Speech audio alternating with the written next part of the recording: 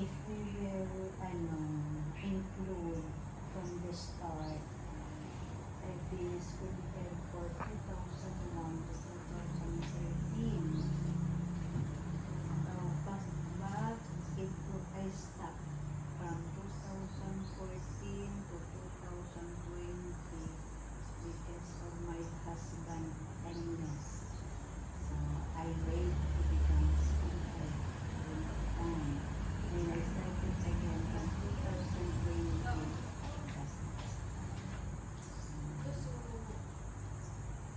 So, they are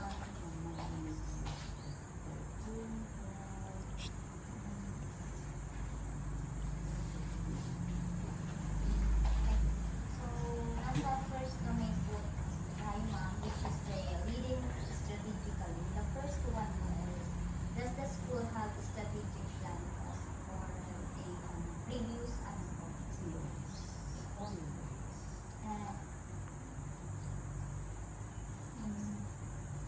na second question po, is the strategic plan implemented po effectively? Yes. The third one, does the school regularly review and update its strategic plan? Yes. So number 4 po, is there a system for monitoring the progress of the strategic plan? Sure. Number 5 po, are the mechanism of feedback and communication regarding the strategic plan? Number 6 po, is the school leadership team actively involved in the implementation of the strategic plan? Sure. The second domain po was the managing school operations and resources. We have here 6 questions. The first one, does the school have adequate physical facilities? Number 2, does the school have sufficient resources like human, financial, and also material? I partially. Partially. Okay po. Not from materials. Okay po. Are school resources allocated efficiently? Sure, 100%. Does the school have effective system for managing finances? Sure, 100%. Does the school have a system for managing student information? Very well. Then the next one, does the school have effective system for managing human resources? Sure. So we come now to domain 3, which is focusing on teaching and learning. The first question, does the school have a clear curriculum framework? Yes. Are teaching and learning resources aligned to the curriculum? Sure. Updated na po siya mga matatag curriculum. Okay po. We have trained teachers from Matatag Curriculum from grade 7. And this time, we will be attending for the second year trainings for the grade 8 Matatag Curriculum. But I think it will only be attended by the science and math. Wala po yung ibang subjects. Pero we have already received an information in order that the math and science for Matatag will be going on this June. So the third one po, are teachers provided with professional development opportunities? Very much. Number 4 po, are assessment methods aligned with learning objectives? Very partially not monitored very well.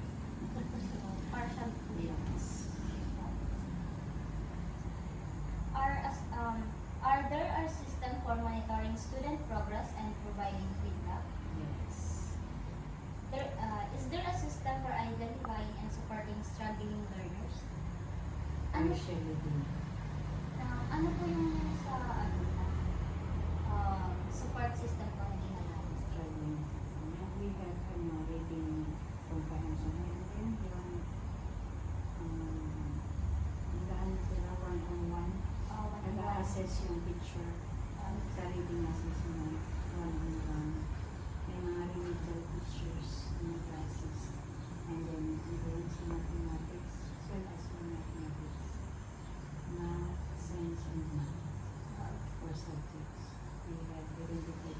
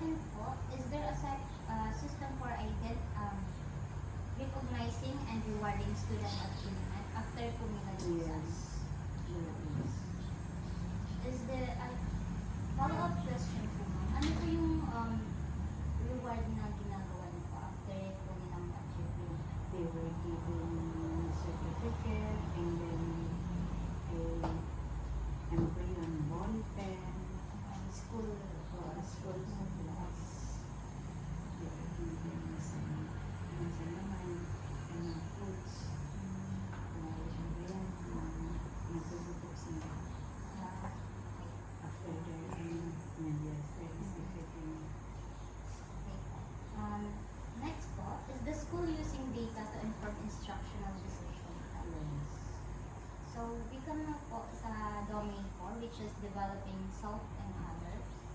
First question po, does the school promote a culture of collaboration and teamwork? Like anong event po?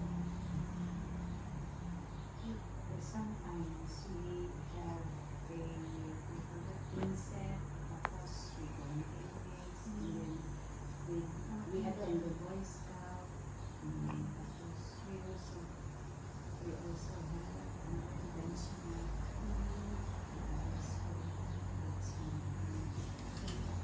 The second one po, does the school provide opportunities for staff professional growth? Yes. Kagaya po ng ano po. And then informing them to enroll in the graduate studies. We are attending master level and students days and Sundays and online. At this time we are attending the online classes.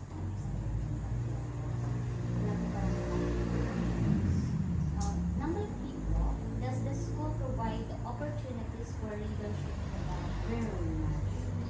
For example, we have awarding national awarding for Boy Scout. The entire Philippines, we have Boy Scout leaders under the leadership of Mr. Papel. It is included in the top 10 teachers in the entire Philippines. So number 4 po, does the school foster a culture of continuous improvement? Yes. The fifth one po, does the school promote ethical conduct and integrity? Very much, yes. So number 6 po, does the school have a system for addressing grievances and complaints? Yes. May mga issues na po ba? Sure, we have drug addicts. And from this time on, we have a student na confined for rehabilitation. So the parent is giving 10,000 rehabilitation. Pero parang magaling na din siya. So,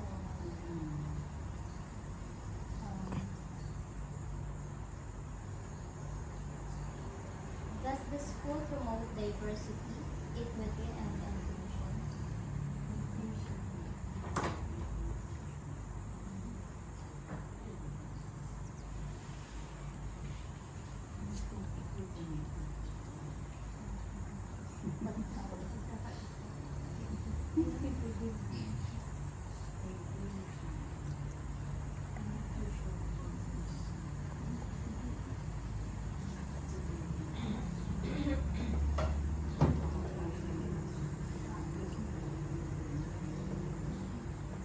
Partial inclusion.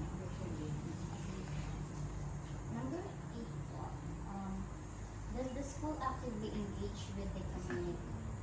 Ano po yung mga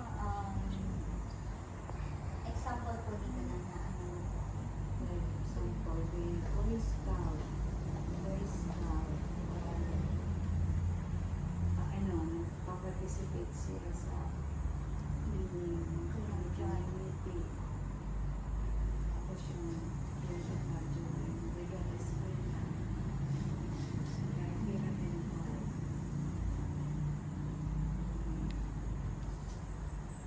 So, Tapos pag-pista, so they are so very busy. Tapos nagpa-participate for the community activities. so we come now po to domain 5, which is the last part, building connection. Number 1 po, establish clear communication channels. Example po yung regular meeting, regular spaces. So, number 2 po, implement regular team building activities, model confidence and collaboration. Ano po man yung previous na team building na social events?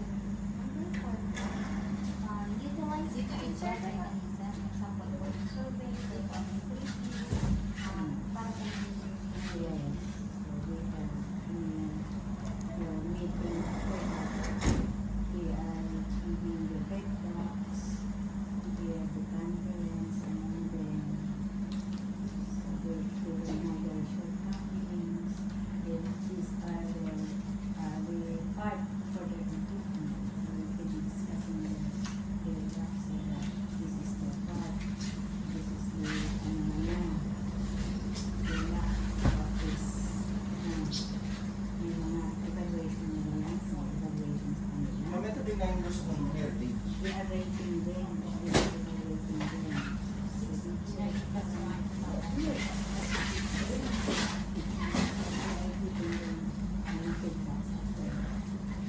Ito po yung gusto naman yung ano.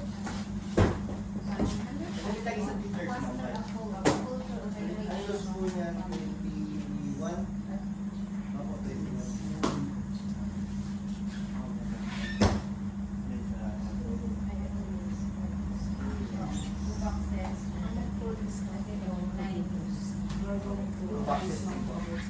Dito kami sir, may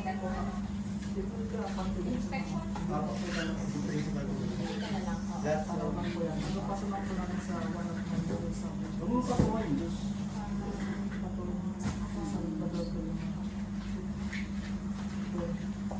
Some of the means of verifications